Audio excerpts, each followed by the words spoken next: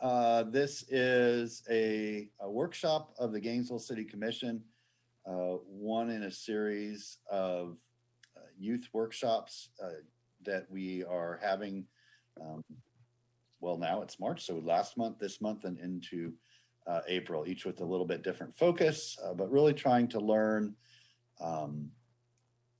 what is happening, where the needs are, and then ultimately how the city can help close some of those gaps and fulfill some of those needs. So we're glad that you're all with us. What I'm going to do is ask if there's any introductions from our commissioners. I think they can all introduce themselves and then turn to our staff and see if there's anything that they want to say before we turn it over to our different service providers and participants. If you would like to speak, please use the raise hand function. All of you, I'm sure, are Zoom experts by now, and so you know how to do that. But if this is your first time or it's been a while, just click the participants button at the bottom. And then as that list of names comes up, you will see raise hand in the bottom right corner. And then we'll just take people in the order that they do raise their hand. I would like to let everyone know that I will need to leave the meeting a little before 6:30 tonight because I've got another meeting that I need to get to. So Mayor Pro Tem David Ariola will take over at that point if we're still talking. And then I'll go back and watch what I missed. These are being recorded. That I will kind of go in the order I see people. And Commissioner Sacco, would you like to introduce yourself? Sure, you keep throwing me first. Hi, my name is Commissioner Reina Sacco. I am the newest commissioner going on about a year now. I am an at-large commissioner, which means the entire city is my district. I'm happy to listen today and see how I can help. Thank you. All right, thank you. Commissioner Ariola. Thank you, Mr. Mayor. And thank you all for joining us. I have been on the commission for a number of years now. For District 3, which is mostly west of 34th Street and a little bit of the Green Acres area right there next to the university. Just want to preface by saying what I'm really hoping to gather from your input today is to hear from you all who are the direct service providers to our youth.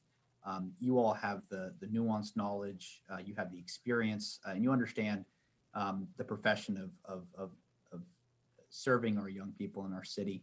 And so I really want to hear from you all, your experiences, but also how we can focus on the challenges that youth serving organizations face and the challenges that our young people face as well in terms of resources, support, development, all of those things, because our goal, at least my goal, is for the city to play a much more active role in developing young people in this city.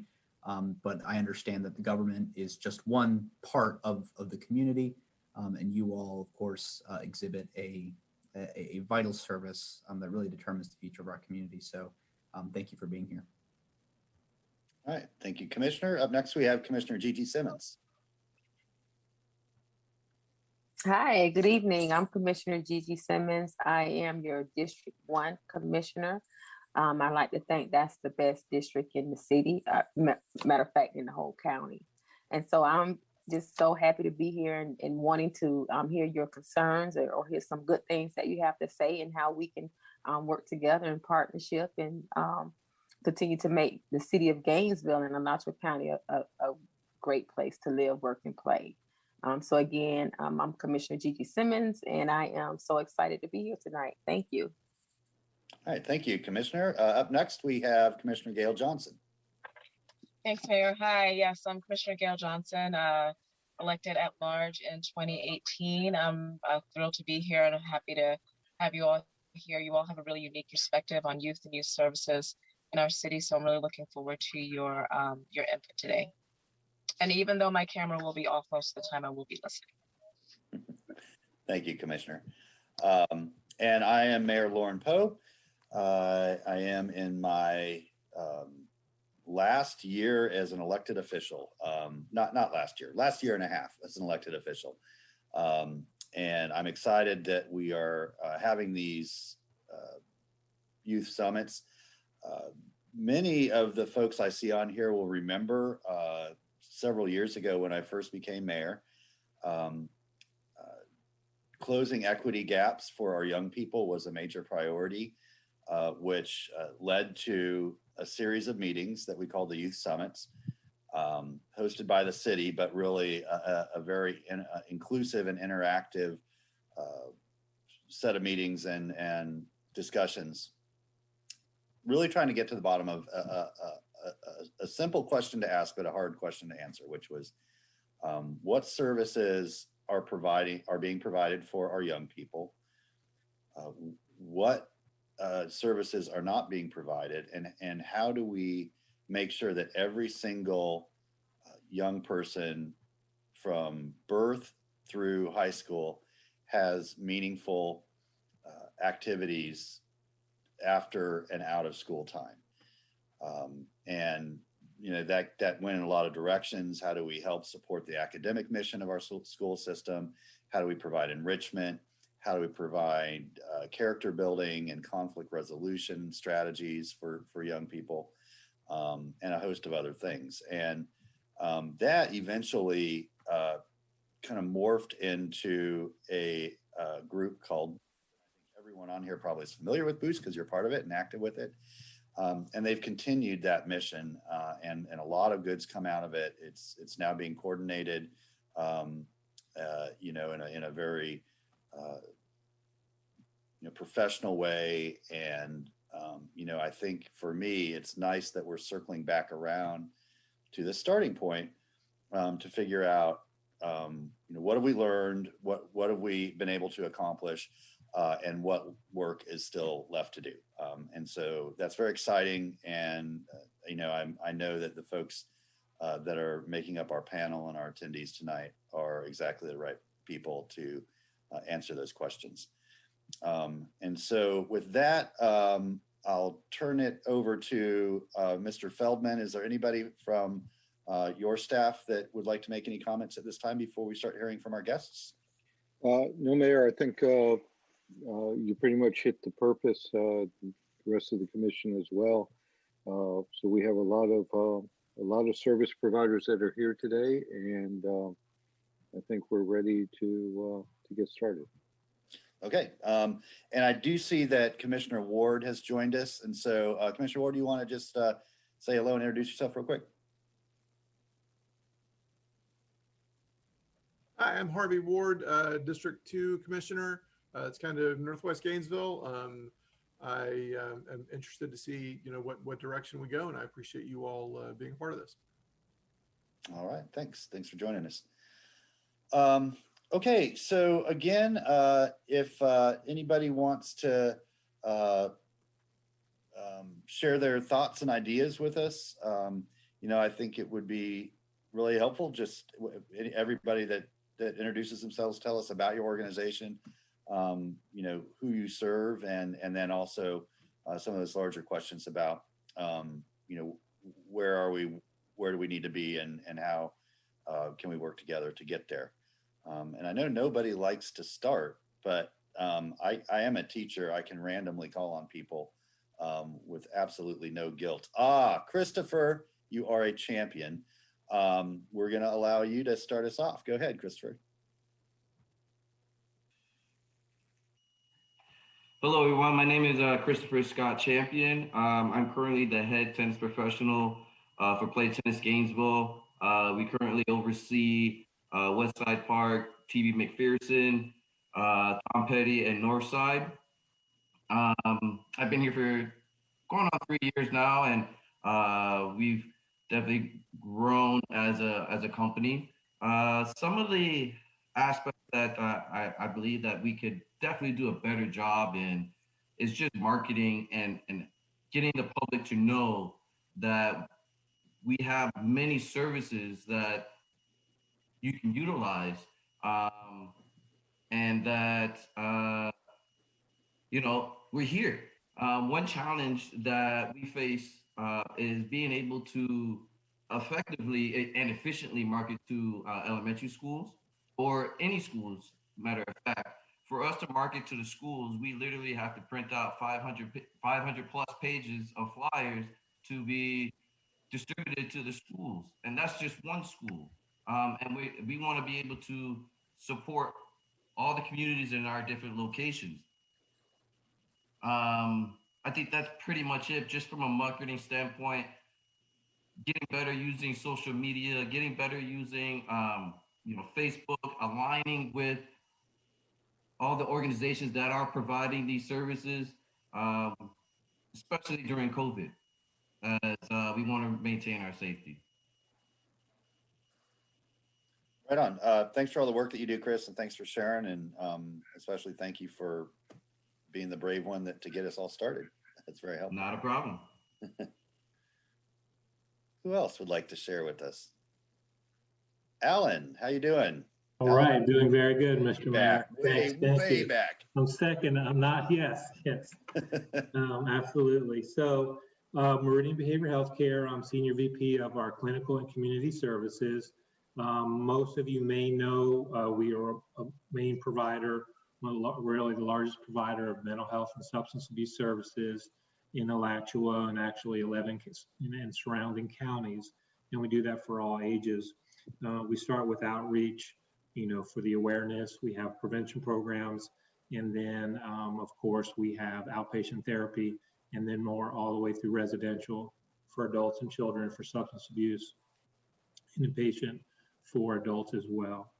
So, being here at Meridian for a long time, being in the community for a long time, certainly it's not for lack of effort of making these things happen, but we know it's very complex, like you had stated, simple questions, but how do we actualize it? One of the things that we've noticed with the increase in telehealth here at Meridian, it certainly has helped us getting out there to provide services to a lot of parents who have had some of those traditional barriers like transportation. So that's certainly helped, and also working alongside the schools and the school board. They have some funding for therapists and their guidance counselors, and we will work alongside them with our therapists.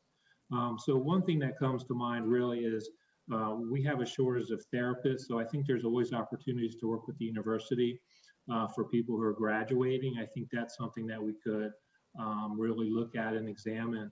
But when you look at the Boost model and the Alliance and what they're trying to achieve, what we run across when we provide our services with the mental health, trying to get there early, trying to reduce the stigma with the things like mental health first aid. When we are able to engage the clients and we work with them, based on the intensity of their problems, how frequent that is.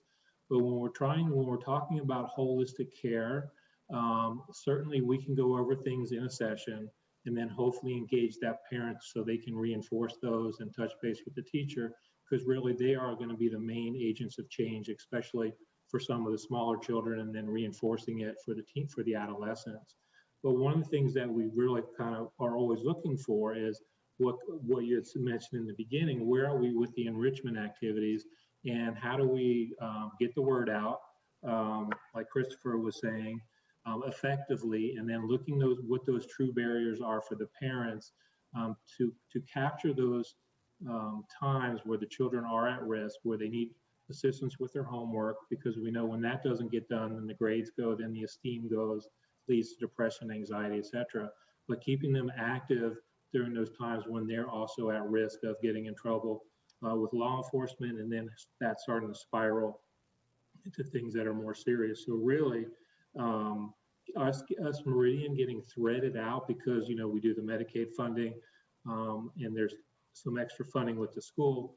A lot of times it's not a matter of funding for our services, but us being thread out in the community. So if we could come up with a way to get the word out, how these after school activities, and then have Meridian and other people providing similar services being embedded or thread throughout those, will really help with some of the screening. So of course we know the benefits of children staying busy, but then being aware of what maybe some our early warning signs are, and some screening tools to make that referral happen to us, so we can get with the school and engage.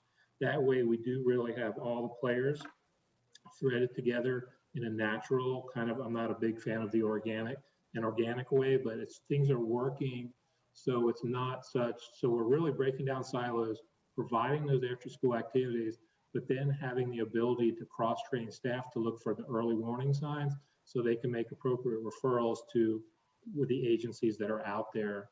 And hopefully with telehealth and doing in-home services like we do, we can reduce some of those barriers that prevent getting that help to the children, and also getting them to those enrichment activities, which we know are critical. Thanks, Alan. If you don't mind, I have a follow-up question for you. You mentioned mental health first aid, and I know that the school district is working to train more and more of their employees with mental health first aid, as is the city and the county, which is helpful to give people at least the minimal tools to be able to identify those early warning signs, especially in children, depression, anxiety, things that if treated early can be incredibly helpful, and if ignored can really, start to become a barrier to their success. Correct. How effective have y'all been at providing that mental health first aid to some of our nonprofit service providers, and helping, all of those folks serving our young people have those tools as well, so they can make referrals if they see something, that is a warning. Sure. Well, I would say moderate there. We have a reduced rate for the nonprofits, and of course the city and the county have really led the charge with that. And we have worked with the schools, providing trainings with guidance counselors, some of the higher up administration. And I know that the school has also have gotten people trained to be able to provide the class. But I would say we've only minimally tapped into the overall market, if you will, on people that could benefit from that. And we work the grants as much as we can and provide that, and then with the reduced rate. So I would say, for the resources that we have, we've done a fairly good job getting that out there, but the market is really untapped. Really, I mean, if we could increase the percentage of all persons in Alachua County, that can only help the situation, and especially targeting nonprofits that may come across a lot of those youth at risk. Right on, thanks. So I'm just, Thomas, if we can write that down as an opportunity that exists out there, finding ways to get that mental health first aid training to more of our nonprofit service providers, that could be something the city can help facilitate, and we can talk about other ways that we can help as well. All right, thanks for everything that Meridian does. Y'all are awesome, and we're so thankful for everything you do in our community. Thank you. All right, up next, we have Nkwanda Ja from the Cultural Arts Coalition. Welcome. Thank you. This is Nkwanda Ja. I'm the Executive Director of the Cultural Arts Coalition. We are a 40-year-old nonprofit, community-based organization. We've been working with youth that entire time. I have attended a couple of Boost meetings, but I do not consider myself to be a member of them. I'm still trying to figure out how best to fit in with that group. We have two youth programs. One is for elementary age kids. It's called, and there's science, it's science programs. We have science clubs, and very soon we hope within the next 2 to 3 weeks to be rolling out our science bus. This bus will have interactive science stations on it that kids can just go on and have fun with it. And then we have activities, science activities that we conduct, that we will conduct outside of the bus. Right now, we are serving 5 science clubs. We meet kids outside. We don't go inside any buildings. We do social distancing, take temperatures, wipe down everything before and after, and we're going to be doing that on the bus also.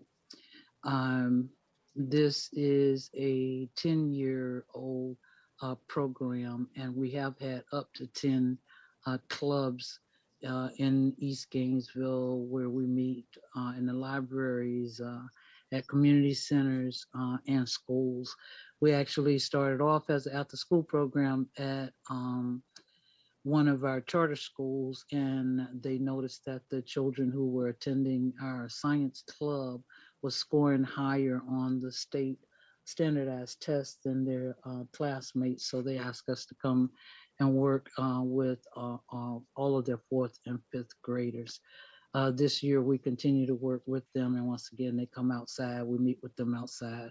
We're actually going to be doing a space project with this group of kids, where they're going to be sending some ping pong balls out in space that will be loaded with materials, and they'll see how outer space affects those materials. The other youth program, and that's during the school year. And our bus will this summer be going into our rural communities to let kids experience science out there. Our other program is our environmental ambassador program. This is a 30-year-old program, and it's a summer program for teenagers. Our youngest being either 15 or in the 10th grade, and we have served up to 19 and 20-year-old students who are going to Santa Fe Community College. And these students learn about taking care of many aspects of our environment, all the way from our water to our air, energy, and other areas of the environment. We take them camping. They're out in the springs. They actually go and see, witness much of our environment and how to take care of it. So those are our two programs. One of our biggest challenges is funding. Because we're a small nonprofit organization, we don't have paid staff that write grants like many of the other organizations do. So that's one of our main challenges. This school term, having COVID be so prevalent, that is a challenge to our science program, but we think that we're dealing with it pretty good. We haven't had any cases, and we are outside with the kids, and they are wearing masks. So thank you. Thank you, Ms. John. Thank you for all the incredible work you've done over the years. They're two really just outstanding programs. And I know, because I've seen it, how much the students love it. I mean, they're just full of joy and, enthusiasm for learning, and they come out of there just lovers of the planet. That's what I've seen. So it's a just awesome thing to witness. So thank you. And we don't want anybody to leave without making an ask. So thank you for letting us know that funding continues to be a challenge, and that more funding means helping more kids and being more effective. That's important to hear.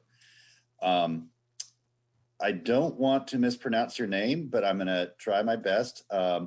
Avian Cherry. Yes, I figured you were talking about me. Did I say it correctly? Yes, Avian Cherry, that is me. Oh, wonderful. Okay. Well, welcome. Yes. Hello, how are you? Great. Everyone. My name is, again, Avian Cherry. I'm the Student Services Coordinator of Take Stock in Children, a part of the Education Foundation of Alachua County. And I first want to say thank you so much for having me, and thank you for overall doing this, because if it wasn't for, opportunities like this, we wouldn't know what other resources we have in the county. And so I'm actually making notes now, because some of the needs that I had listed were organizations that I'm currently reading on now to see how can we help them, as well as how can they help us.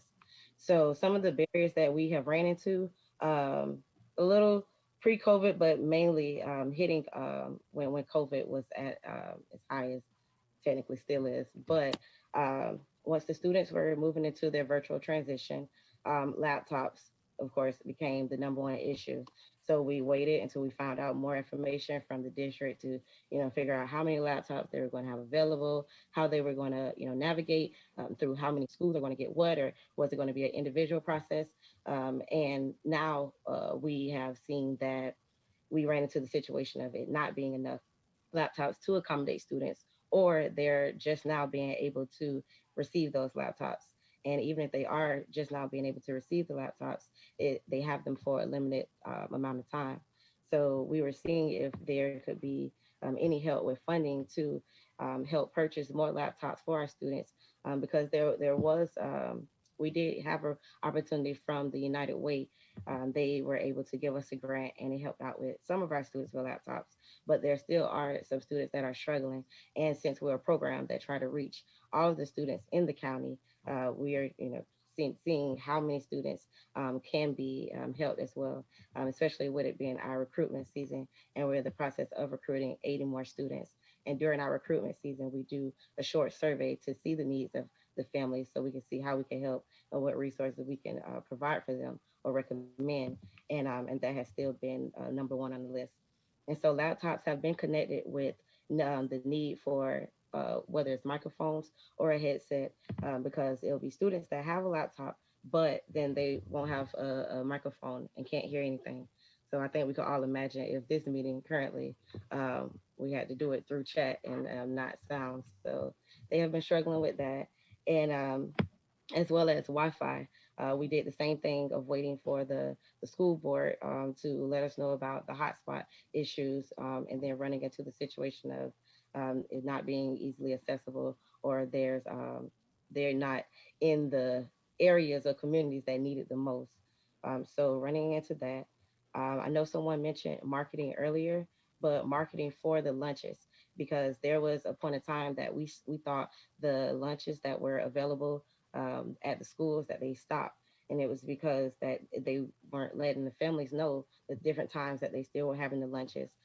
So after we did our needs-based survey, they were saying that if they had more information or knew something earlier in advance, that they would have been helping their family a little more.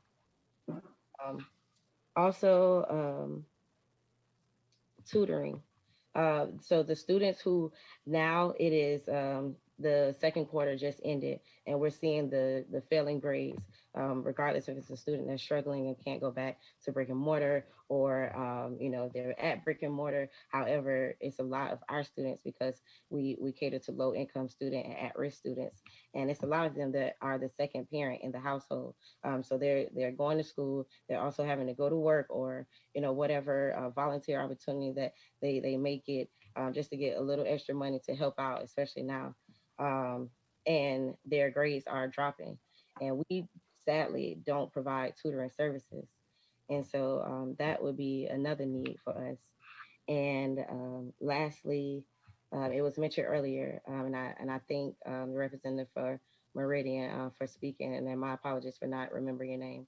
But when you spoke about mental health, I really appreciated that, because a lot of our students are struggling.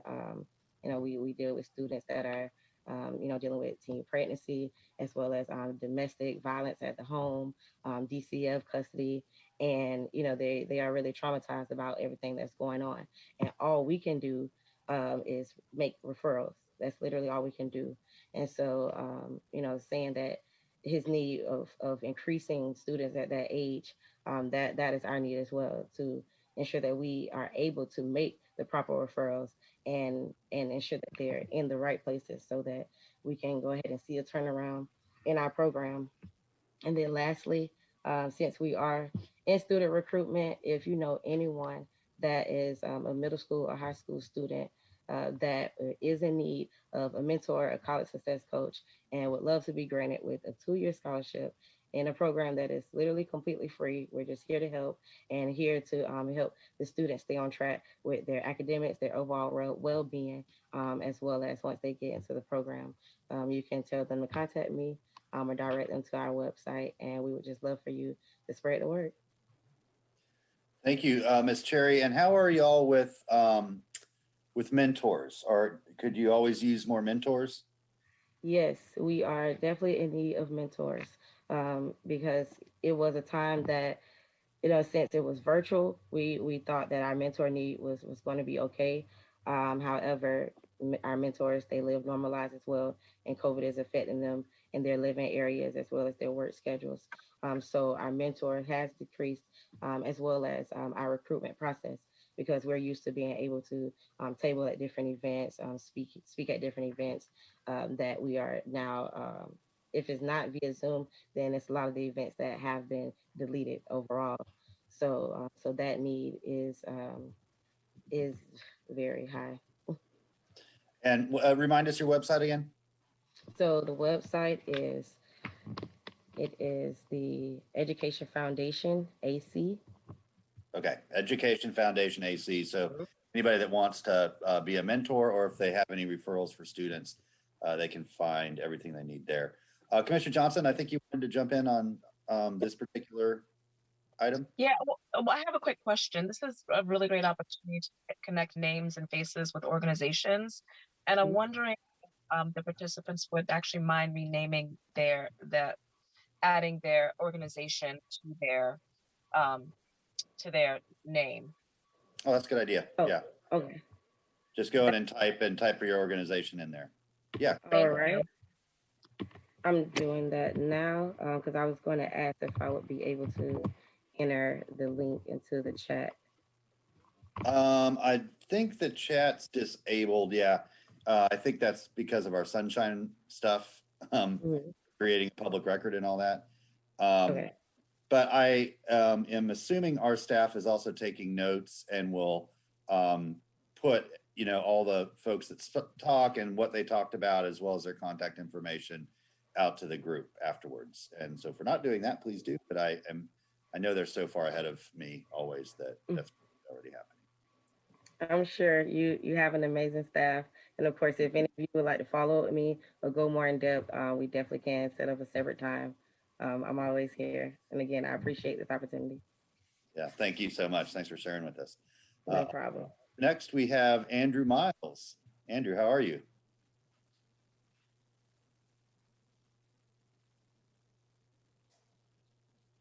Okay.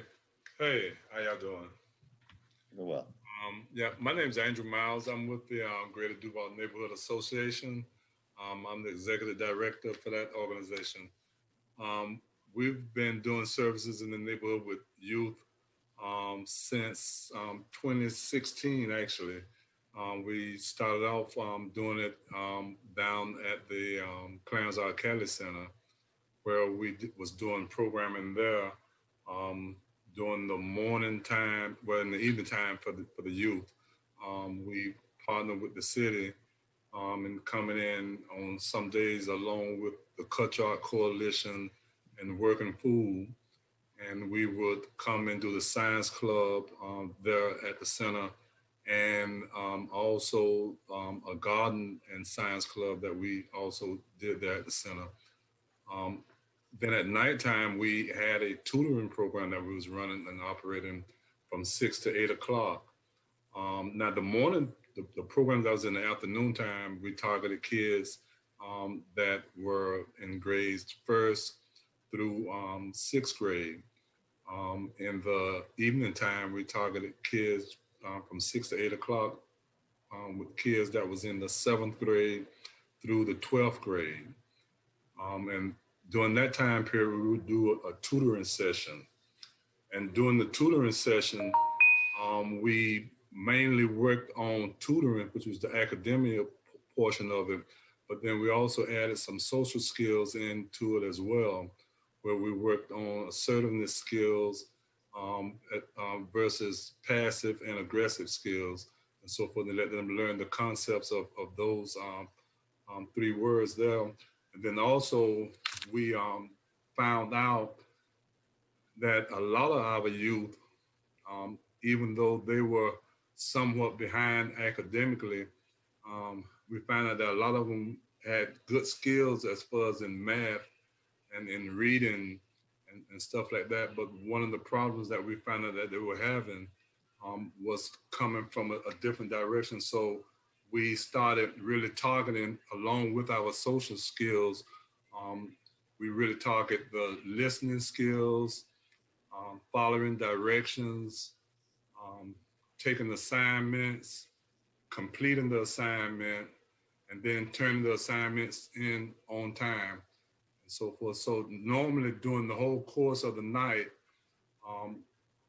the volunteers that we have in our program um, direct the tutoring in that manner and to try to get the kids to focus on listening skills, because we found out that once we could get them to listen and to follow directions, it was a lot easier for them to increase their academia skills and so forth, especially with the part of taking the assignment and turning it in on time, because we were finding that a lot of the kids were actually carrying their assignments home in their book bags. But anyway, we did we do the tutoring program that we was doing. Then we also have a summer program, which we call the Summer Sling. And with the Summer Sling, we focus on careers, career planning for the future for youth, and career opportunities. Excuse me. With that, in that focus, we also have the social skills program that comes along with that, as well as having the Phoenix House that we've partnered with over the past 3 years, that comes in and do some social justice stuff along with the kids, as well as some other skills that help them to cope with anger and frustration and so forth of that nature. So we've had some partnerships in that. Along with the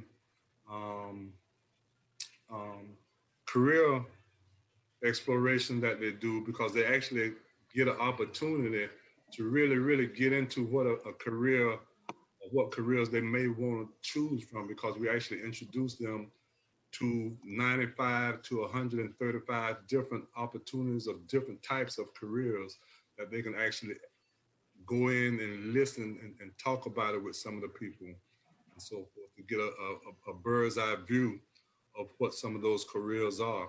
Then not only that, they also, each one of them are considered as a staff person, and each one of them get an opportunity to be a supervisor. So not only do they get a chance to learn about career and planning, but then they also get the opportunity to role play what it is that you need to do when you go to work in order to have a good career and so forth. And then at the end of it all, we try to make sure that they understand that if you plan good for the future and you get a good career, then at the end of the term, when it's time for a vacation, you can take a pretty good vacation. So normally we go on, we take the kids on a nice vacation somewhere and put them in a nice hotel, but then we also do something educational along with them to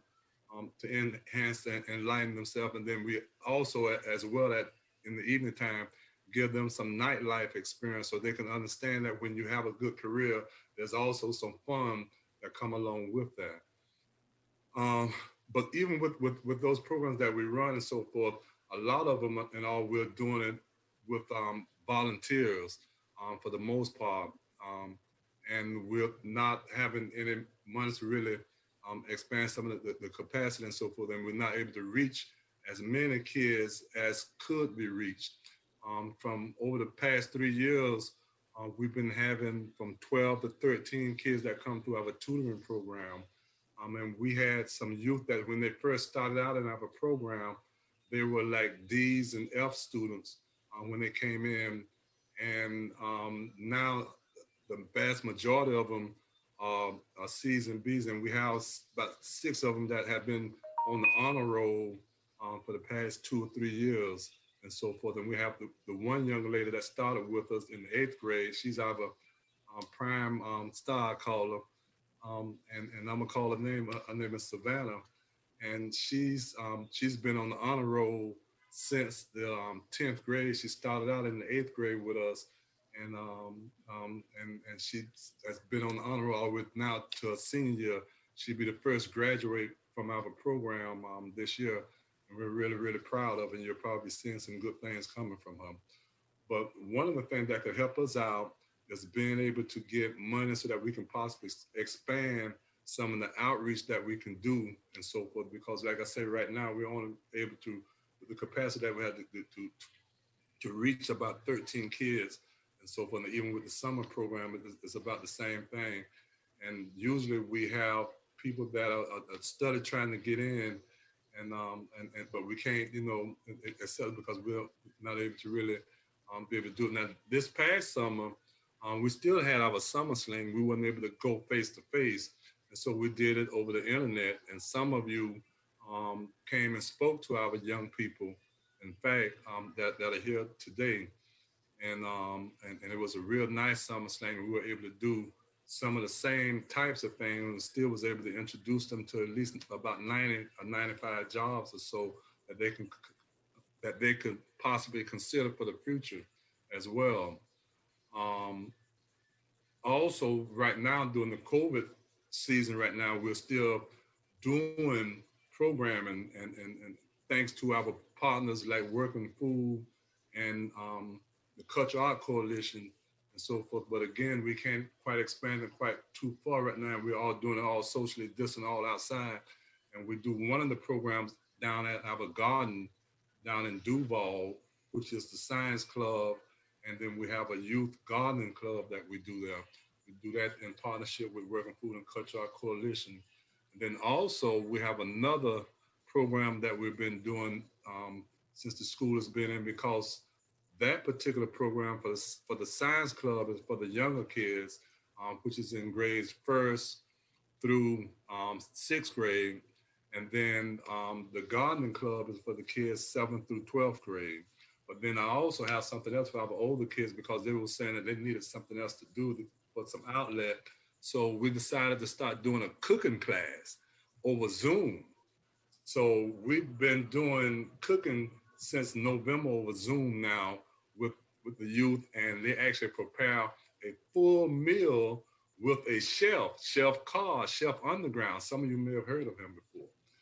He comes on the Zoom, and we're in partnership with Working Food, and we have the kids there on Zoom showing them how to demonstrate how to cook, and they actually cook, of course, with the supervision of their parents at home that we do require for that to be and so forth. And we're trying to expand that program a little bit more. But some of the problems with that is also them being able to have computers so that they can have access to be able to get them and so forth. And some of the internet connection and so forth, some of the kids don't have it, so it's not really accessible always for some of the children. That's some of the barriers. Our biggest barriers is not having some of the finances to be able to expand it so that we might be able to bring some other people in, so that we might be able to reach other kids, because we've already seen the success in the actual increase in academia, as well as in some of the other socialization, according to some of the parents that's had their kids in our program. Awesome. Well, thank you, Andrew. That you're doing way more than I think you ever envisioned when y'all started out. But great help, and that's a great story about your first graduate about to exit, and that's exciting. And I love the cooking idea. We all love food, right? That's the one thing we. Tomorrow night we're cooking salmon. Tomorrow night, so we have 3 families right now that are cooking. So it's 2 in 2 of the households that's cooking with youth in it, and there's 1 in another household. So they cook a meal for the whole entire family and thing. And so we purchase the food and take it to their home, and they get on the internet. And that's awesome. If you want to see some of that, go to our Out East Youth Facebook page, and you can see some of the old clips of the cooking sessions that we've had already. That's awesome. That's really cool. I love that. I love it. All right. Well, thank you, Andrew. And please, of course, extend our best to your better half as well. because we know that she's as much a part of all that as anybody. Okay. Oh, you go ahead, Andrew. Go ahead. I would love to reach out and to partner with some of the other service providers and so forth, so that we can bring more services, especially from the mental health aspect, as well as trying to even get more of the police officers in to help volunteer in some of the programs. I've been trying to get them to come help volunteer with me for the past 3 years with the tutoring program there at the center, and hadn't been able to get on one just yet, because I say it's really important for socially. I think it'll be real important and so forth for the kids to see the officers in a whole different setting. And that setting, I think, will be pretty good in the neutral thing as well. So partnership is definitely always welcome for Greater Duval. And I talk all night. Let me let y'all go. Right on, Andrew. And yeah, I think we could certainly get something set up between GPD and the River Phoenix Center and work with y'all. And then Alan, I know, just heard you loud and clear from Meridian about mental health, and they have so many great things that they can offer. So we'll let you and Alan get together on that one. They're very good at what they do. Okay, thanks so much, Andrew, for all that you're doing. Up next, I have Cherie Kelly with the partnership. Hello, and thank you, Mayor Poe. You know, very few people get my name right, so I appreciate that. So I am from the Partnership for Strong Families. I'm actually the manager of the Library Partnership Resource Center, which is in Northeast Gainesville. And the Library Partnership is a resource center that offers resources and programs to strengthen children and families. Our services are targeted and located within the Northeast Gainesville community. Although we serve anyone who walks through our doors, we are situated here in Northeast Gainesville for the purpose of easy accessibility to people that have been traditionally underserved.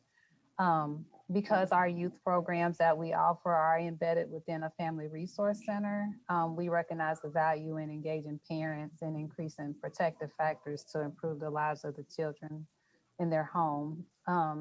With regard to the specific resource center or the specific programs that we offer to youth, we do offer an academic and enrichment program, which operates Monday through Thursday.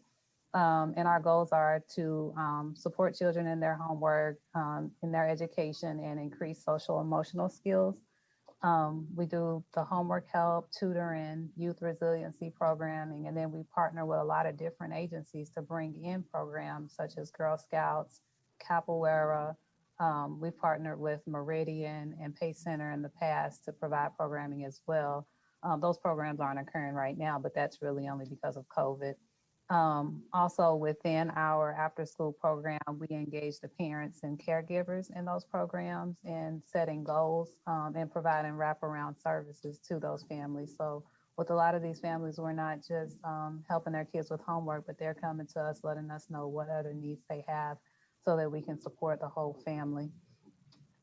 We also offer a summer program, and our goals for that are to prevent summertime learning loss, particularly in reading and math. And our primary partner on that program is CDS Family and Behavioral Service. But again, we also pull in a number of different partner agencies to provide services.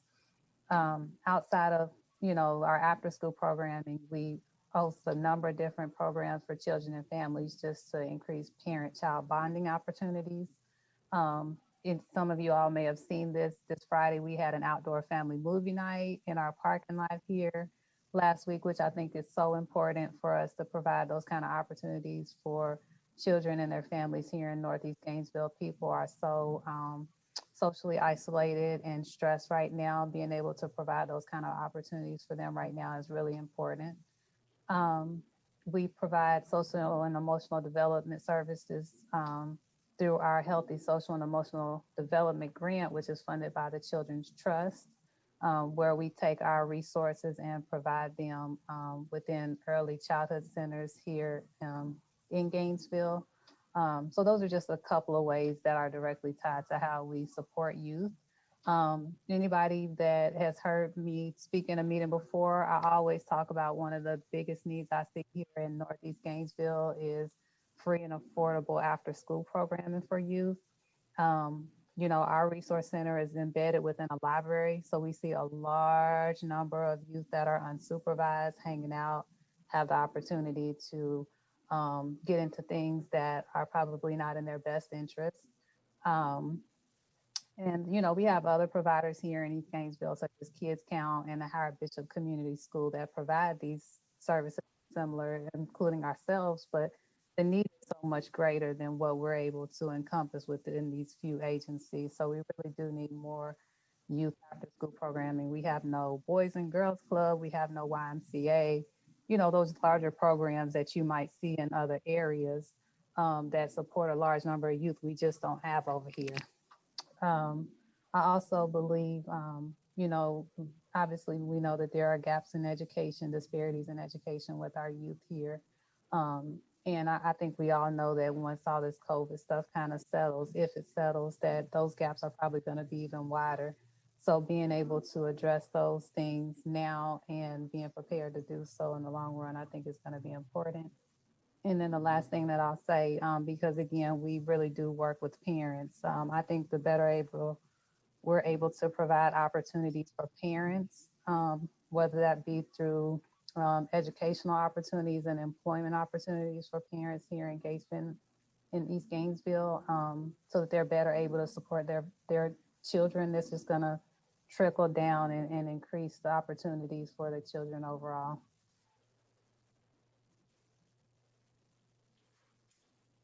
All right. Thank you so much, Ms. Kelly. I really appreciate you sharing that with us and being here. And I think everyone's just saying, okay, I see some connections that we can make. So we'll keep working on that. Okay, up next we have Crystal Sorrow from Peaceful Paths. Welcome. Hi, thanks for having me. So I'm Crystal Sorrow, and I'm the Education and Prevention Coordinator at Peaceful Paths. And our tie-in with child and youth is kind of twofold. On one hand, we serve survivors of Alachua, Bradford, and Union counties and their children. So whether that be children in our emergency shelter or children in outreach services that come in, but then we also do teen dating violence education and healthy relationship education in schools. And so we are really trying to get our message out to all students in Alachua County about healthy relationships, about red flags and unhealthy relationships, and about teen dating violence. And we see a lot of people who are kind of in denial about how early students kind of wrestle with some of these thoughts or start being pressured to sext or to share information they don't really want to share, or things like digital dating abuse, which is becoming more prevalent with social media and that kind of thing, how soon that can become a pressure on young people. So we're really just trying to get presentations out into schools, and we have a more in-depth curriculum if schools are interested as well around those topics. And so before we were going live into schools, but now we're doing it mostly through Zoom, but we can do like pre-recorded, you know, short presentations, or we can do more in-depth curriculum. But the needs, I really think, in the community are just making young people aware as prevention so that later we don't have to have intervention. And of course, we also do intervention, but prevention is just so important for understanding relationship dynamics and, you know, possibly seeing role modeling in media that isn't the most healthy, and being able to educate young people on kind of the choices they're making and the pressures they're going through and things like that as well. So being a resource for young people. So we're happy to partner with kind of anyone to get the education out there for relationships and how that relates to intimate partner violence later on, and how different parts of our community may face different barriers, you know, trying to access services or get the information, or not realizing that intimate partner violence can happen in any type of relationship as well. So thanks. Thanks, Crystal. And I know the stresses and pressures on your organization have been significantly over the last 12 to 14 months. Yeah. And so, you know, that's beyond, you know, what you all do every day, you know, during a normal year. That's just been amplified over, the COVID period. Yeah, definitely. So thank you to everybody there. You're so welcome. Avian, I believe that's an old hand. Did you have your hand up again? I just think it didn't get taken down. Yeah, it's an old hand. I tried to lower it. Yeah, that's fine. I thought so. Okay. Thanks. Thank you. Okay. Okay. Over on the other side, we have School Resource Officer Smith, and then somebody on the panelist side. I think it was, Angela Howard. You had your hand up as well. So if we want to take SRO Smith first, and then we'll get to Miss Howard. And I think that we might have to pull over. Sorry. There we go. Sorry. You're Hello, good. I'm Officer Dontonya Smith. I'm School Resource Officer for Lofton High School. Been at GPD now for over 20 years and kind of call myself a jack of all trades, master of none. I am currently the advisor for the Gainesville Police Explorers, which is a group for high school kids who are at least 9th grade and 14 years of age. It's through Boy Scouting. I like to call it occupational scouting. Exploring actually goes from police to fire to different types of occupation. So for kids who are interested in law enforcement, of course, they can come and spend. We meet once a week. They get to train within law enforcement. If you're really intense about it, we have competition teams and we compete against other police departments, actually police, sheriff, Homeland Security, a lot of different agencies throughout the state. We've actually gone to Gatlinburg and competed there also. So if you're really into law enforcement, it gives you an idea. A lot of my kids use it for community service hours. My kids average anywhere from at least 100 to maybe 175 hours a year within the school year or the year that I had them. So it's a big thing if you're looking for hours for bright futures and different things like that. I do bring in other agencies to speak with them. I teach them law enforcement, but a lot of my kids go into other things. I have a lot that go military. I have one that she's looking to do medical examiner, things that are kind of forensics, police adjacent, I like to call them. So my kids are anything within that realm. So I bring in people within that realm because I do not profess to know everything. So we've taken tours to the CSI place. We've brought in different people to speak on different things. I've brought in other agencies, FHP, U.S. Marshals, everything that I can find and get my hands on around here to give these kids every aspect of law enforcement or those type of careers. I also, and this is where it gets very vague, I run programming for GPD to some degree. I'm currently working up now. The Junior Police Academy is one of the programs that we do in the summertime, and it is a week program. We run it out of the Explorer Post, which is the other half of the Rosa B. Williams Center.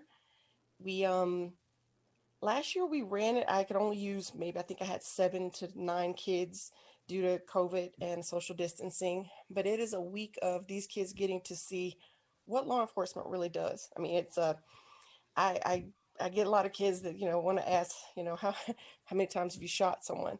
So this week with them is me trying to give them an idea of everything from detectives to, yes, there is SWAT. Yes, we have K9, but it gives them an aspect of every different division. We discuss how there are divisions within law enforcement, what they do, a little bit of everything. I brought in domestic advocates. We went over actually some relationship stuff. I try to get everything that can do with law enforcement. I do try to switch it up every year because I get kids that come back every year. It is actually meant for middle school kids. So I take 5th graders going into 6th grade, and I'll take 8th graders going into 9th. I actually use this as a recruiting tool for my explorers because I get that kid that comes in at 6th grade and all he thinks we do is shoot guns. And by the end of it, he gets to learn about implicit bias and some other things along the way. So we try to educate them in a little bit of just law enforcement.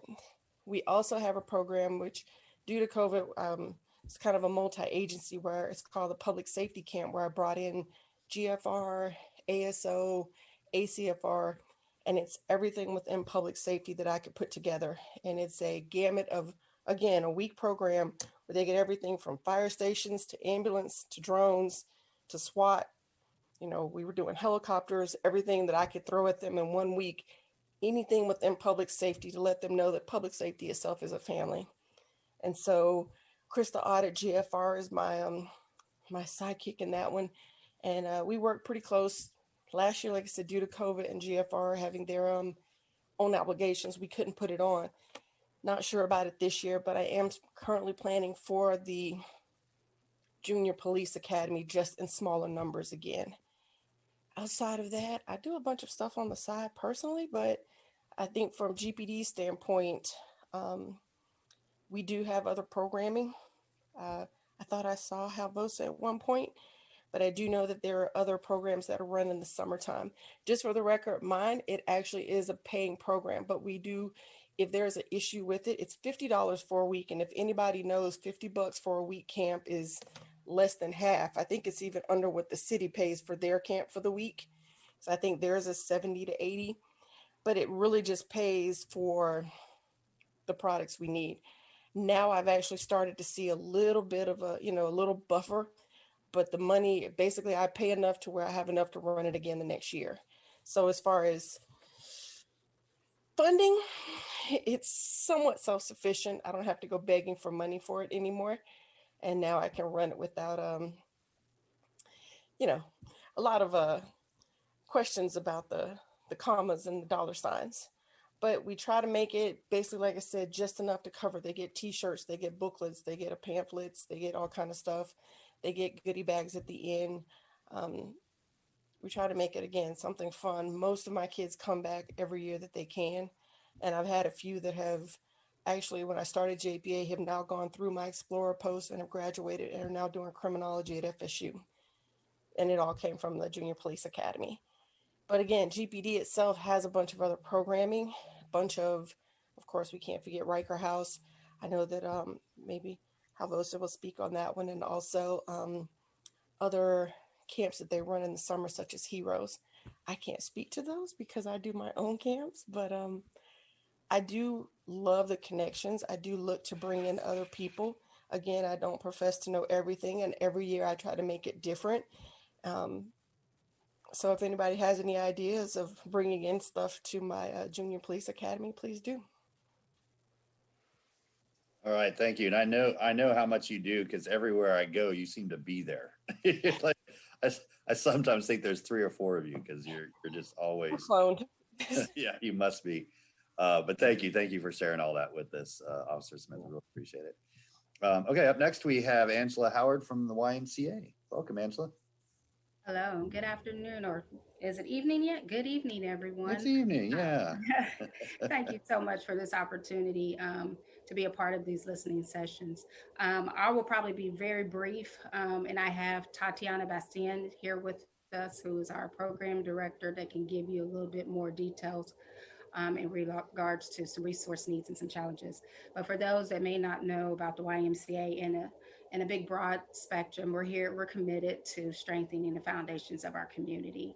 We help to empower young people, we improve health and well-being, and we are inspiring action. Our areas of focus is youth development, healthy living, and social responsibility.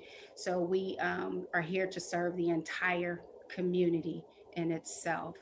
And so some of the parts of looking at what I focus on daily, of course, funding, as we all are looking at, is funding opportunities. And for us, it's to be able to subsidize our programming. We provide scholarships for anyone that wants to be a part of the Y. You do not have to be a member, but if you want to be a participant in any programs, we'd like to have the opportunity to provide scholarship for those who need it the most. So funding is always an area that we are constantly looking towards.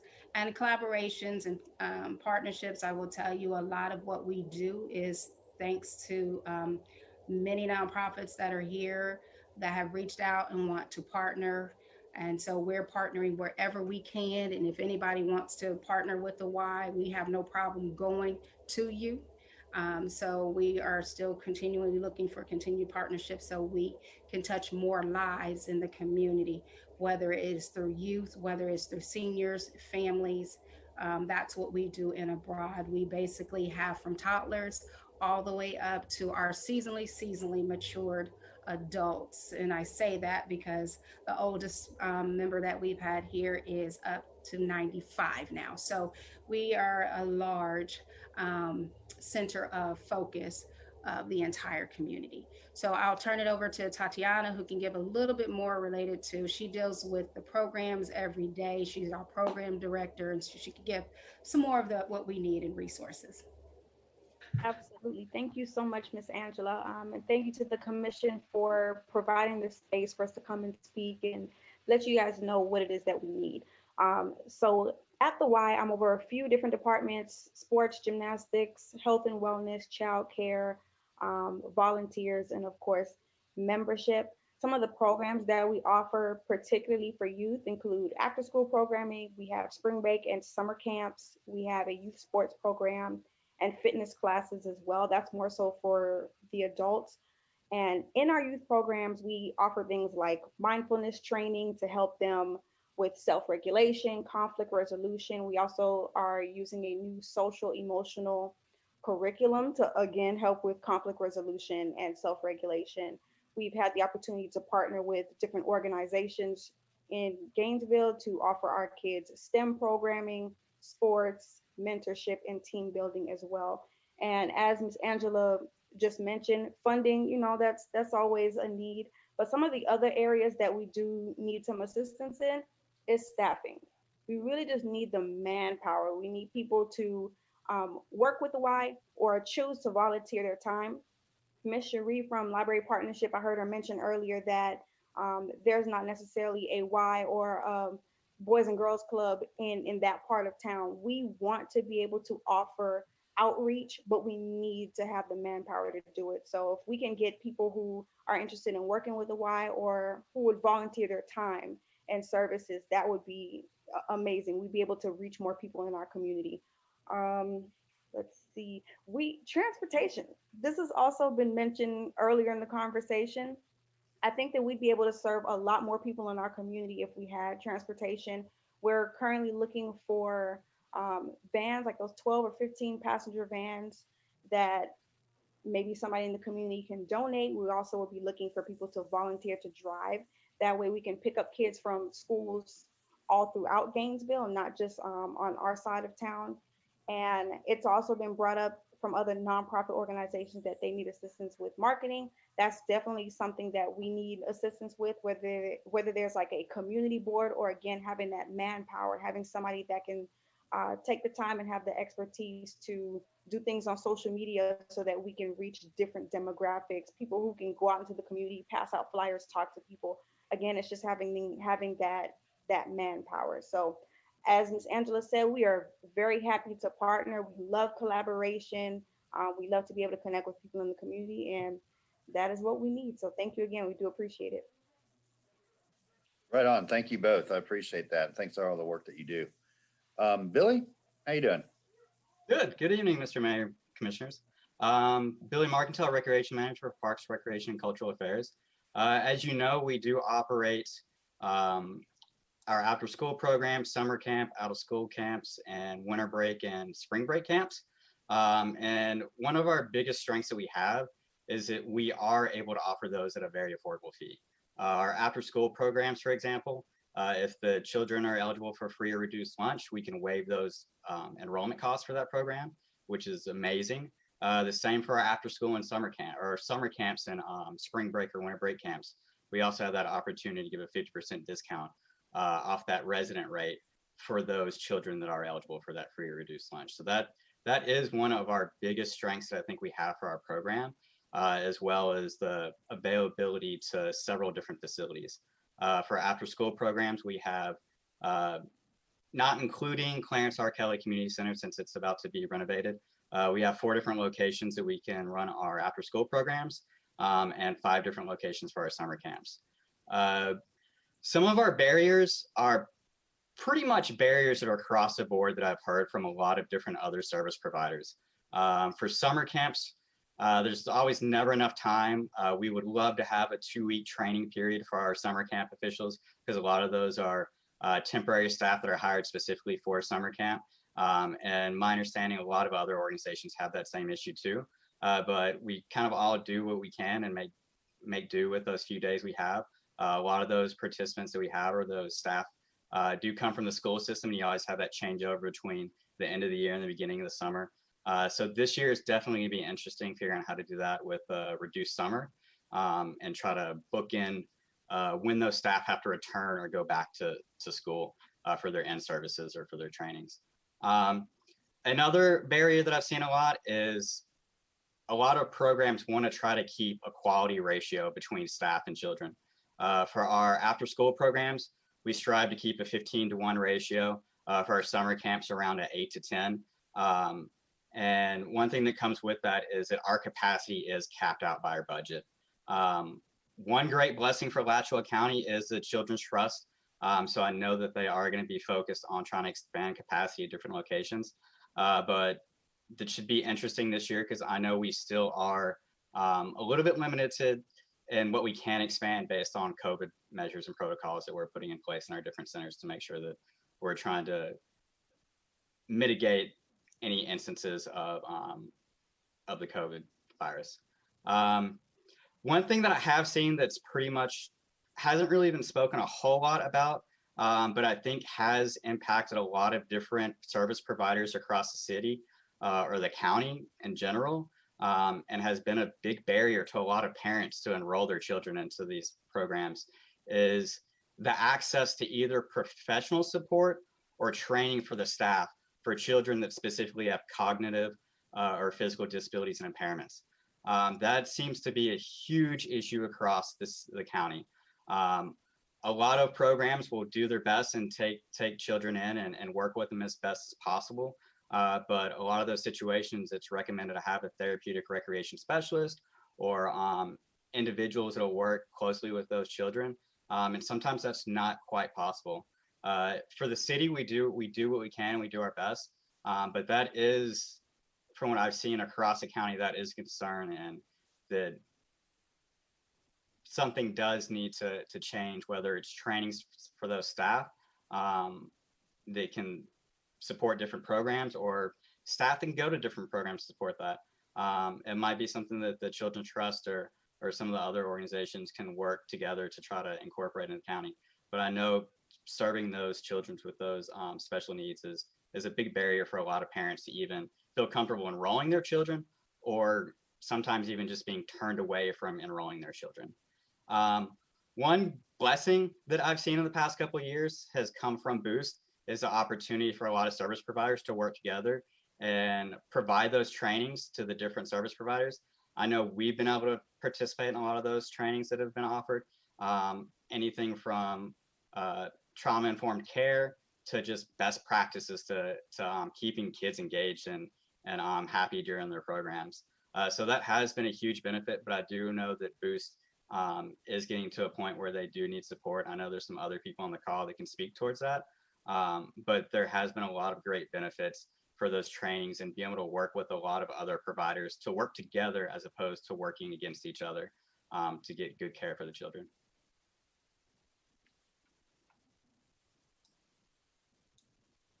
That's such an important point, Billy. Thank you for that. And about how we,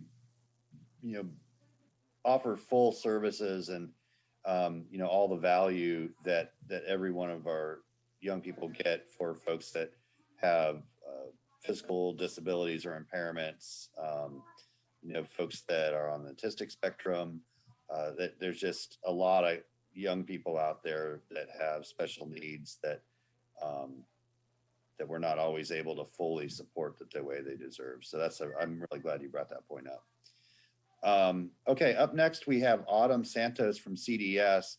And with that, I'm probably going to dip out here in a few minutes. I'm going to listen to as much as Autumn as I can. And then, but Commissioner Arreola, I'm going to ask you to take over after this. Autumn, how you doing? Hello, thank you everyone so much for hosting this. Let me just say really quickly to all of the panelists, it really is so encouraging to see all of this participation and see the nonprofit solidarity happening right now. I just absolutely love it. But today I'm going to talk a little bit more about CDS Family and Behavioral Health Services. We are a nonprofit that has been in Alachua County for over 50 years now at this point. And our services really fall into three separate pillars. So we have one pillar of prevention, we have counseling, and then we have youth shelters. All of our many programs are, of course, no cost to our participants and their families. And we really do the best we possibly can to provide holistic support for our families related to behavioral health. So since I want to make this short and sweet, what I'm going to really talk to you all today about are our youth shelters, particularly our youth shelter in Gainesville. At our youth shelter, we take youth who are between the ages of 10 through 17 who are going through some kind of tumultuous life circumstance. Either they have run away from home, they're experiencing homelessness, or there's just some kind of domestic disturbance at home. Either lack of communication related to some things that parents and guardians may not understand, like issues of gender identity or sexuality. We also see a lot of youth who are just really struggling with all of the major concerns that are happening right now.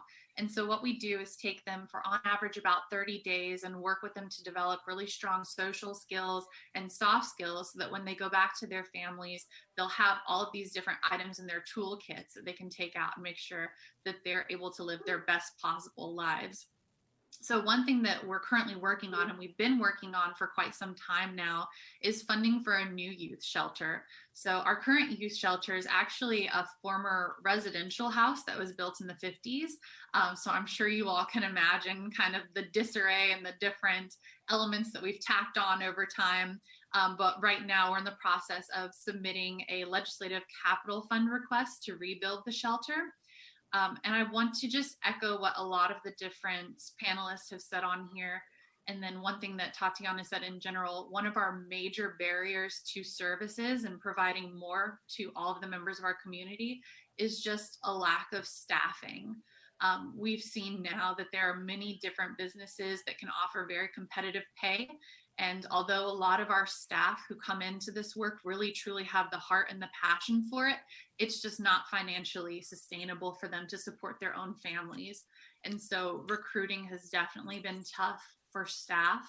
And then I'll also say just referrals in general. We're missing out on a ton of our normal referral streams, such as schools. A lot of our kids are now in virtual school. And so we're missing that brick and mortar touch that really we had before.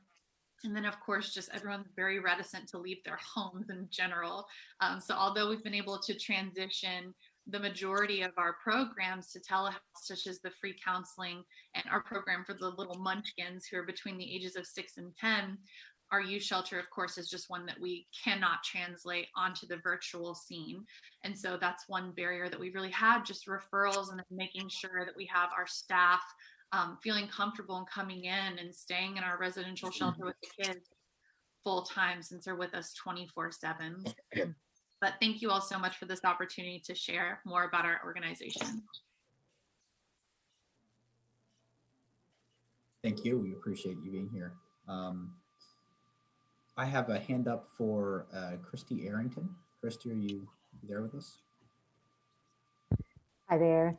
Christy Arrington with Girls Place. Won't tell you too much about Girls Place because I definitely want to respect everyone's time. But I do really want to make a point that very often there's a conversation that nonprofits are in silos, specifically those that are serving children.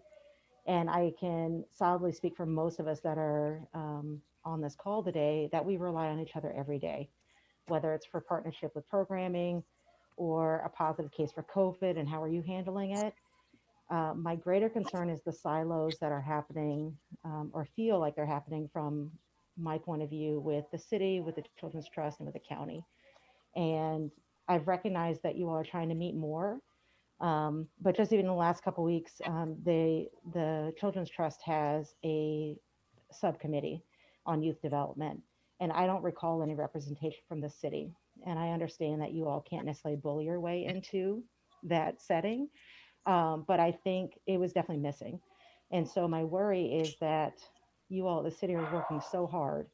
And then we have individuals on the Children's Trust that are also working so hard when we need to be working hard together. And so that would be my advocacy, is to see if there can be city representation on that committee. Spent a lot of time, the advisory committee did, identifying areas of growth and gaps with the help of the community foundation here locally. And and that's what's going to make us better. And as providers, having meaningful ways that we're coming together. The training that Billy mentioned was really important, and an opportunity for us to meet individuals in other nonprofits and to grow together. And in addition to that, there are researchers locally that did Summer Thrive for the Children's Trust, and they've developed a framework.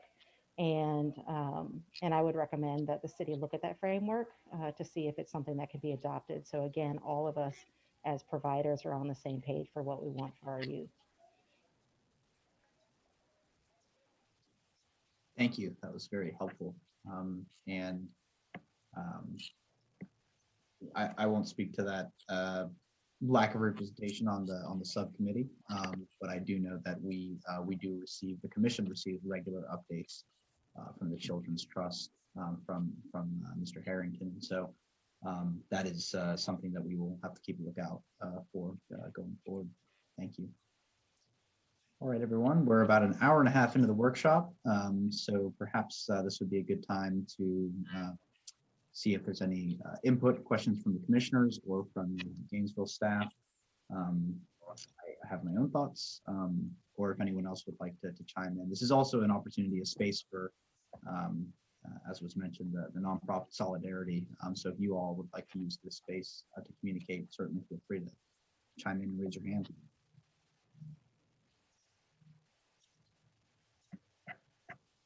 Speaking of Mr. Harrington, there he is. Go ahead, Thomas. Yes, I noticed Pastor Duncan is on the line. I'm not sure if he'd like to speak, as well as Erica Reed and anyone else that hasn't had an opportunity. Thank you. We'll get Commissioner Simmons in here first. She's got her hand up, and then that invitation obviously stands. Commissioner Gigi Simmons. Thank you, Mayor Pro Tem. I want to thank everyone for joining us tonight. It's very helpful to hear some of your concerns, and again, some of the concerns that I've heard is pretty much consistent across the board. And I think we can all agree that COVID played a big part in some of these issues that we're all having. I wanted to address, I'm not sure, I forgot who it was. I think it was Miss Cherry when she discussed laptops, if I'm not mistaken. Yeah, Miss Cherry, that was you that brought up the laptops and the inability or the unavailability of the laptops. Could you give me more information about that? And did you reach out to organizations to help? I just would like more information about that, and what exactly are you looking for, and what exactly do you need? So we were able to, the beginning of the pandemic, we were able to reach out to the school board to see how many laptops and what was the process as the students went to the schools, like who would be the go-to contact. We have to reach out to the schools, the district, administrative staff, and we've seen that they still had to, of course, return the laptops. And so the students that returned them, they are, pretty much back in the same situation. So of course it was appreciated.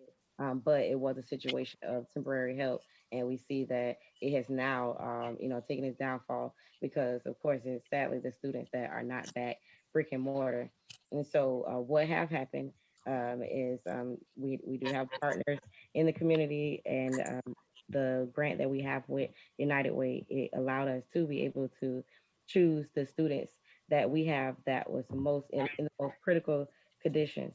However, we can only, of course, serve our students. So it'll be our student, and they're in a household that have 4 other children in the household. And so, you know, and they're in the process of getting into our program as well. But regardless if they're in our program or in another partners program, you know, like we keep saying that this is a topic that everyone is dealing with. And so overall, when we were able to make the purchase, we had this was when our numbers was at 306, and then we were able to purchase 70 laptops for students. And so, yes, that is a great amount. We were very thankful and very blessed to be in that position. However, there's still more students that are still struggling. And so we, you know, in different meetings like this, we'll find out, okay, who can they go to, what after school care can they go to, who has different laptops or computers available, and just see what we can do in the meantime. And so that's Okay. Okay, so Miss Cherry, thank you for that. That's very helpful for us to know, because we have been working on actually partnering with. We have a digital access subcommittee, and we have just been really working on access to laptops is one thing, but access to internet as well. And in these subcommittees, we've been talking to the Gainesville Housing Authority. I'm not sure if you have any of your students that live in the Gainesville Housing Authority, or also I've worked with Valerie Freeman with the school board. And I know in those discussions, in addition to the subcommittee and other side discussions, they're looking at partnering with Verizon to bring some services to our public housing units. But what I would like to do and is get with you and see how we can bring you in the fold and see how we can work together to assist you with this, because we have been working on this and there are some opportunities out there that's available to your organization. And I would like for us to see how we can help and bring you aboard on some of the projects that we've been working with in partnership with the Gainesville Housing Authority and also with the school board, because you're absolutely right. Initially, that was a temporary fix. The kids had to return the laptop. So we're right back in our original state.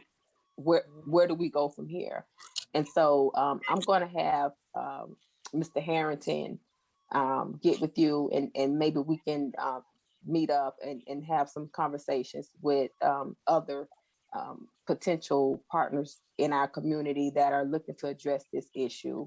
So thank you so much for bringing that to our attention. I think these type of conversations we need to have, because we don't want to intentionally work in silos. We need to make sure that we're working together and we're providing the service for the members of our community. So I would definitely be in contact with you and follow up with you on how we can address the shortage of laptops with your organization. Thank you so much. You're welcome. So TJ, if you could definitely get with her, get her information, and we can follow up with her on that. Also, Miss Tatiana, you talked about the YMCA and some of the needs that you have. Can you speak more about the transportation issue? Sure, thank you. Some of that comes from not having the staffing. It's been very, very challenging to find somebody that has a CDL to be able to drive the bus. So that's one challenge. The other challenge is being very transparent. The buses that we do have are not, they're not the newest. So then that creates a challenge as well. I think it would be much easier if we were in a situation where we had maybe I think they're 12 or 15 passenger vans, because then a staff member can jump in and help out, or if we had volunteers, they can jump in and help out and pick up the kids. But that's really been the issue. It's just we've spent months searching high and low looking for somebody that has a CDL, and we just have not been able to find anybody with that particular qualification. Well, thank you again for bringing that up, and that's something we needed to hear, because I know we have our neighbors with the labor coalition and people in those industries that are, that could help with that type of situation. And what I think we can do is look at reach out to various organizations that can assist you with CDL drivers. Try to put you in the right place and place someone with your organization to get in contact with you, because that's extremely important. And I know that during these times that we do have shortages of drivers. You're absolutely right. And I know the city of Gainesville, we have our RTS drivers, and I think they're required to have CDLs. So maybe this is something we can get with our staff and say, maybe this is a second job or another opportunity that our drivers may be willing to reach out to you all and assist you. We could certainly bring that to our folks at the mobility department and just say, you know, if you want an opportunity to work at a second job, what have you, these great people at the YMCA are looking for drivers. So we can certainly get that information out. Maybe have our marketing team put something together and just say, hey, this is something that there's a need in our community, and this is what they're looking for. So we could surely follow up with you on those issues. So that would be helpful. Yeah. So again, thank you so much for reaching out. And again, you all pretty much have the same issue across the line. And this is just something that I know that I can do and make those connections. So thank you so much. Thank you, Mayor Pro Tem. Thank you, Commissioner. Okay, I don't see any other hands. So what I will do is offer some of my comments. First of all, thank you all to those of you who shared not just you know, the wonderful work that you all are doing and taking the time out of your evening to join us here, but also sharing some of your concerns. Some of what I heard was much of what I think that we've heard in conversations like this in the past. But some of it was, to me, I think, very helpful as we begin to think about next steps going forward in this process of a youth development policy. And one of those things was the challenge with staffing and recruiting and finding qualified people. You know, this to me is something that, you know, we really need a thoughtful approach as a community, as a government, as service providers, with all of the vast wealth of resources that we have with our educational systems, on how we can better develop a pipeline framework for professional development for staffing and retention. Because, you know, to me, it begins with staffing to serve the youth and to really set forth the kind of programs and organizations that are going to really support them. And I know you all understand that. So it was also mentioned a little bit about how the trainings and participations through the BOOST program is really reaching a point where it needs more support. I was wondering if anybody really could speak to that and where BOOST is. My last recollection was that BOOST had a part-time paid position that was funded partially through city funding. My recollection is that was a couple of years ago now. So I'd like to get an update for where that BOOST partnership is at as far as the city is concerned.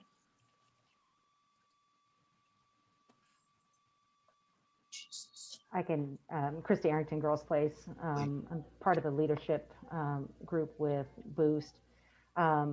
You're correct that the city partnership was a couple years ago with the intention of kind of getting BOOST off the ground. It definitely was a bigger beast than we were staffed for, even with that support. And so our conversations now are, where does BOOST go from here? And as individual organizations, COVID has really hit us hard. And so each of us have just really come within ourselves and tried to adapt to the situations and with closures and that type of thing. And so BOOST remains. We don't have paid staff person at this point. We don't have funding for it. And so as providers, we are continuing the momentum, mostly with advocacy and supporting each other. Thank you. I appreciate that. You're welcome.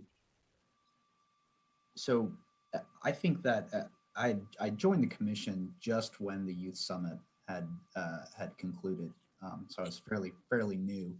But my belief is that, you know, when the city steps into leadership like that, it really ought to stay involved with whatever leadership it offers. So I'm a little bit disappointed to hear that we have stepped off the pedal in that regard. You know, we really need to reevaluate that. I think management needs to do that as well.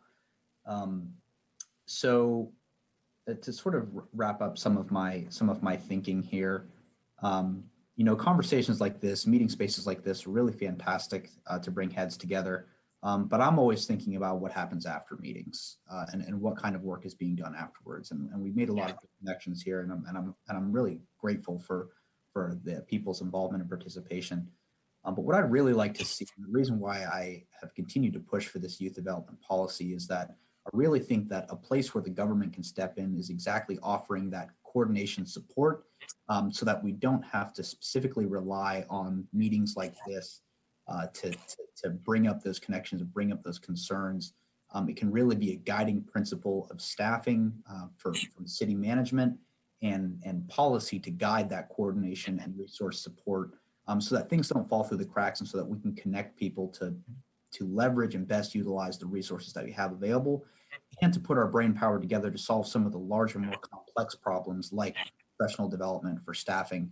And all of this is in the effort of serving the young people of Gainesville, who comprise such a large part of our population. I don't know what the latest figures are, but you know, we're a very young community as well. And so I hope that you all can think about that as we go forward. There's obviously need, and there's obviously enthusiasm to engage and participate in collaboration efforts, not just with Gainesville's government, but the organizations themselves with one another.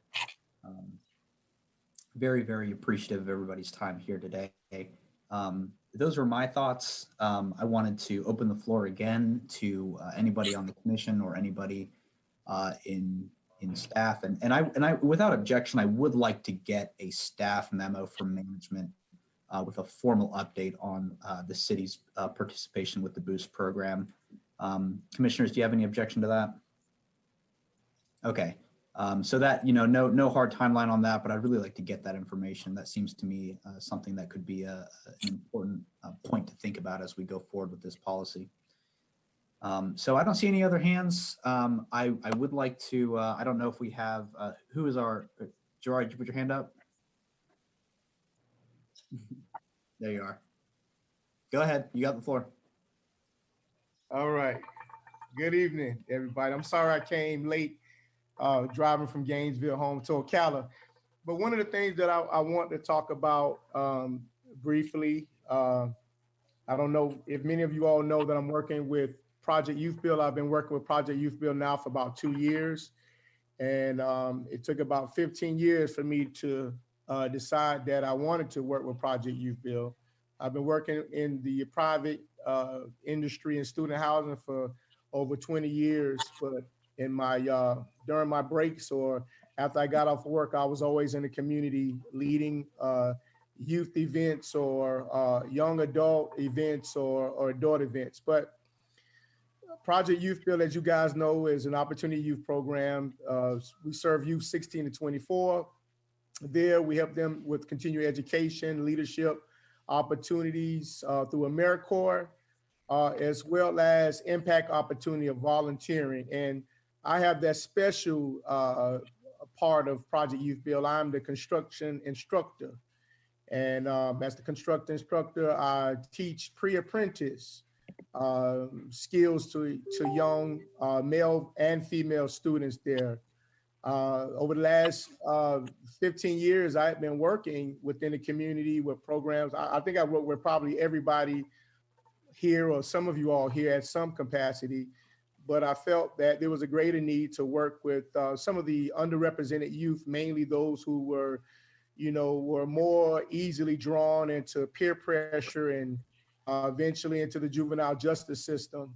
But I found a way to work with them and to teach them skills that not only would gain their interest, but also it would contribute towards helping them to establish life skills that would eventually, be an opportunity for a job or continuing education. And so as I'm, listening on the calls here, at 5:49, I got a text, a email from Children's Trust for $500,000 summer program. And then I say to myself, so if you have 30, 40, 50 programs, $500,000 is really not a lot of money for summer programs.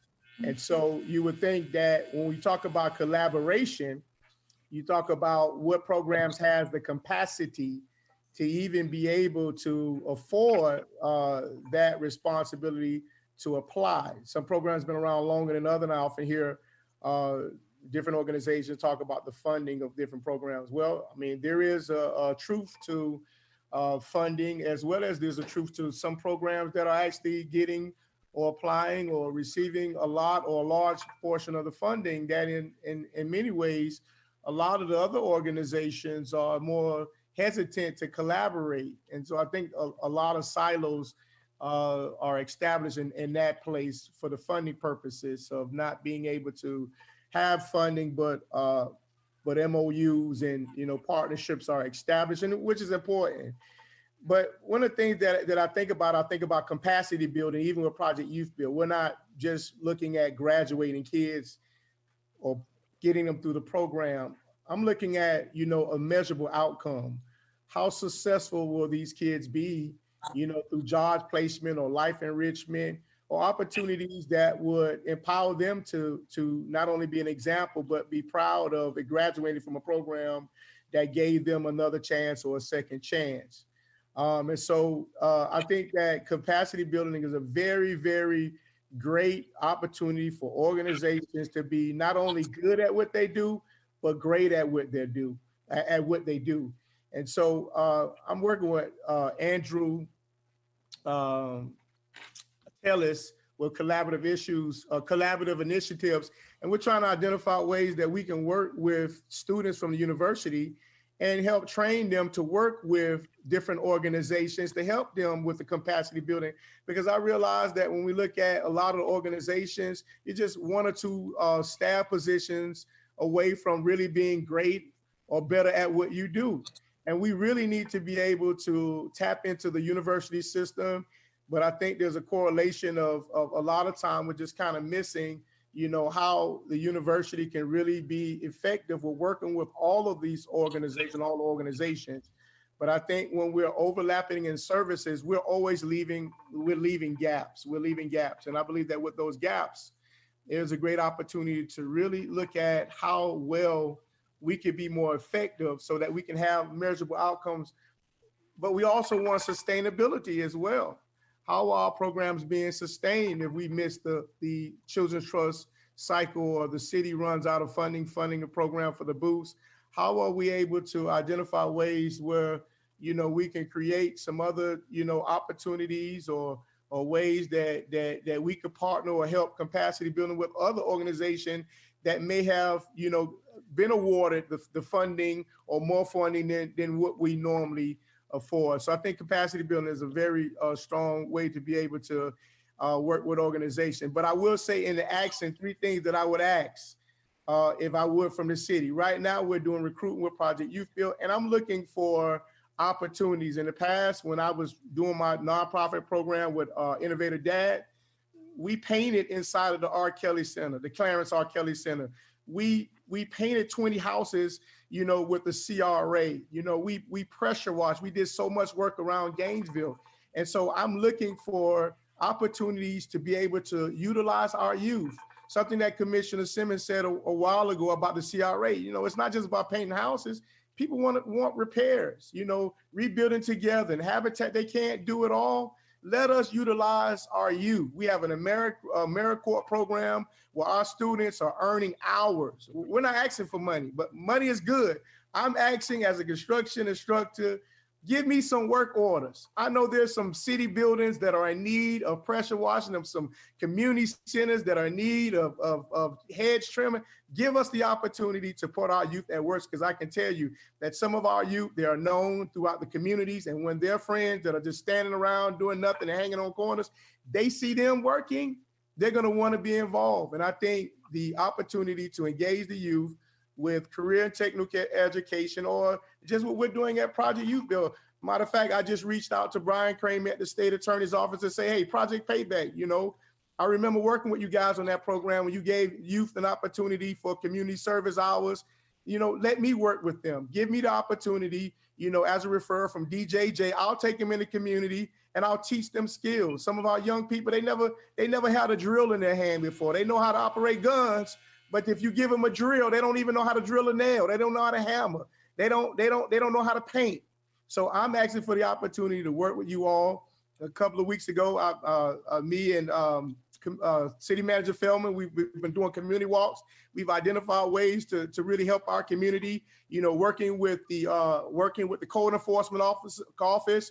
You know, help us. Let us help the residents. Instead of giving them code and violations, let our students go around, cut their grass. Let us help build fences. Let us do the work that will help our citizens so that they will recognize that we're living in a city that we truly believe in helping and supporting and loving our neighbors. And so, you know, that's what I need. I need you guys to allow me the opportunity to work with the city with some of the programs or some of the buildings or the job that you have, that I can get these students involved and teach them skills. You know, we're not asking to build a building, we're asking to maintain a building. Let us change some light bulbs. Let us scrub some walls. Let us do something so kids have the opportunity to know that they can be more than what they have been told or what they see. So thank you for this opportunity.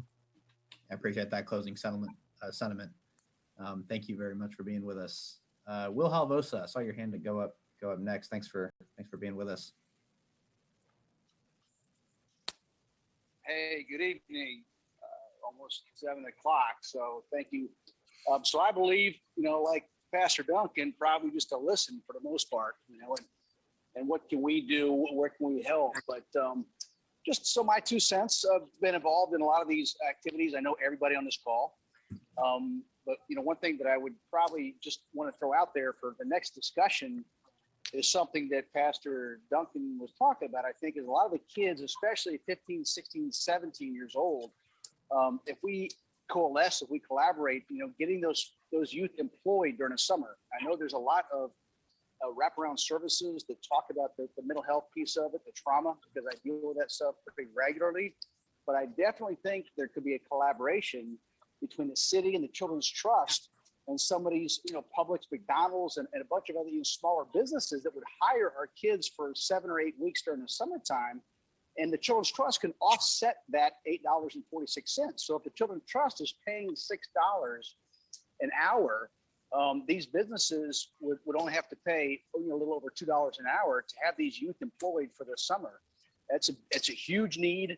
A lot of kids just can't see themselves probably working at certain, or don't feel like they're even, you know, qualified or anybody would even consider them. But I think that's a huge benefit. The mayor and I went up to a couple of years ago with National League of Cities. Savannah did it. They engaged in it, and they hired 50 youth for the summer. I certainly want to have that discussion in addition to the vocations I think that Pastor Duncan was talking about. But there's a lot of areas I think that I'm able to sort of get my, you know, my fingerprints on as I look around the community and some of the needs that I see. Certainly employment during the summer. We run a pretty robust Heroes program. We do a lot of activities for a lot of kids, but, you know, employ them for 20 hours a week and allow them to take home about $150 a week is significant. And I think that empowers the youth. It gives them confidence. I think you'll see a lot of benefits to what we call STW, school to work.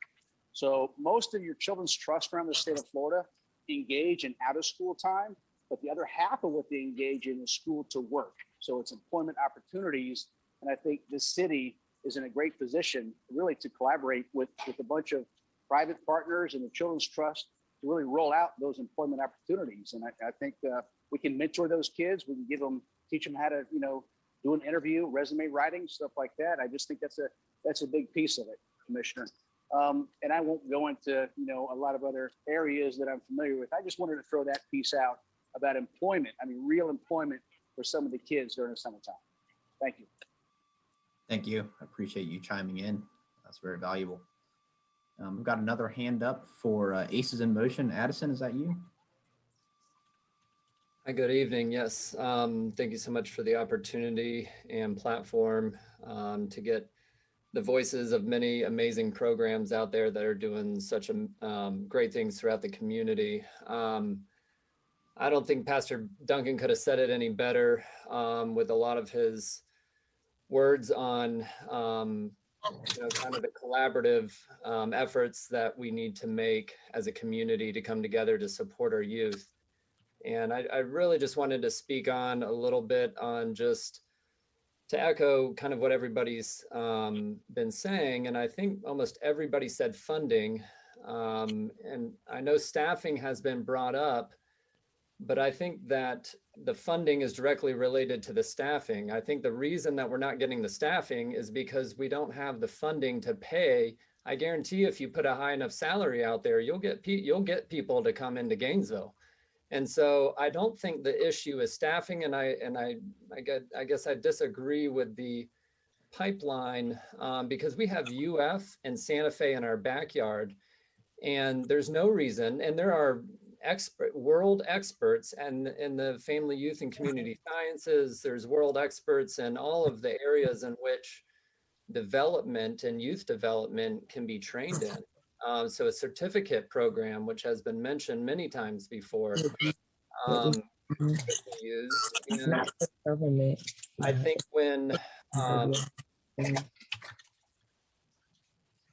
think when we see things like the email that just came out during this meeting, that only $500,000 is going to be distributed through the Children's Trust for summer programming, I think that's a really big disappointment for a lot of providers on this call. And the main reason is you split that, what was, I would say easily throughout the county, there's more than 50 programs that will apply. That's a max of $10,000. I'd like to know how, while $10,000 may go a very long way for many programs, I still think it's a question as a community that we need to answer. How much are we willing to invest in our youth? And if $500,000 for summer programming for all youth 0 to 18 or even 6 to 18, I think is not sufficient. And I don't know how anybody can make the argument that it is. And so I would just, implore all of us to answer the question, how much is being invested in youth in this community? How much is the city investing? How much is the county investing? And what local funding is available for programs that do serve youth? We need to do better as a community. I think the programs that are represented on this call do such amazing work, many of who I know I look up to, and many that the commissioners and local leaders look up to. And but they need more support. They need more system. We need a youth system in this city, and right now we don't have one. So I would say that better collaboration and systems around supporting youth organizations, I think they know how to do youth work very well. We just need to give them the resources and the platforms and the opportunities to do so. Thank you so much for the time, and have a good evening. Thank you. I appreciate your candid thoughts, and I'll speak for myself. It is my intention and hope to drive us towards that system with all of our partnerships and with the government playing a key role. So thank you all very much. We are in a workshop, so there's no action to be taken, but I did want to check and see if we had an opportunity for public comment in case there's anybody who wanted to chime in. I don't know if I saw Larry or any of our usual public comment hosts. Marie? Commissioner, we don't have anyone here taking public comment tonight, but if any member of the public would like to share a comment, they're welcome to dial in the number available on the screen and then dial *9 to raise your hand. We currently don't have any members of the public waiting. Okay, well, since there's been a number available, we'll take in good faith that that they've had the chance to consider. So I want to thank everyone for attending today. We'll be judicious with our time. We're getting close to 7 p.m. So we will go ahead and adjourn unless we have any closing comments from any commissioners. Thank you all very much. I appreciate your patience and your involvement. It means a lot to us. This is the third in a series of youth workshops, which will culminate in the commission considering some policies and some actions to be taken. So stay tuned, y'all. Very, very grateful for everyone's involvement, and have a great rest of your night. Thank you. I call this meeting adjourned at 6:56 p.m.